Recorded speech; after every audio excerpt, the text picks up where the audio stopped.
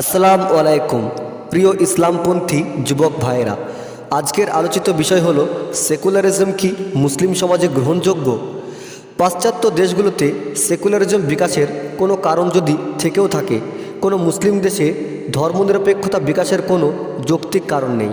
কেননা যখন কোনো খ্রিস্টানকে মানবরচিত সংবিধান দিয়ে শাসন করা হয় তখন সে বিরক্তি হয় না, কারণ এতে করে তার ধর্মের উপর কোনোরূপ হস্তক্ষেপ পড়ে না, কেননা তার ধর্মে জীবনবিধান হিসেবে কিছুই নেই। কিন্তু মুসলিমদের ক্ষেত্রে বিষয়টি সম্পূর্ণই আলাদা। একজন মুসলিমে ইমান শক্তি তাকে আল্লাহর আইনের শাসন গ্রহণে বাধ্য করে। তাছাড়াও যেমন ডক্টর ইউসুফ আল কারদাভি বলেন, ধর্ম থেকে রাজনীতিকে বিচ্ছিন্ন রাখা হলেও খ্রিস্টান ধর্ম তার প্রভাব, প্রতিপত্তি এবং ক্ষমতা অটুট থাকবে।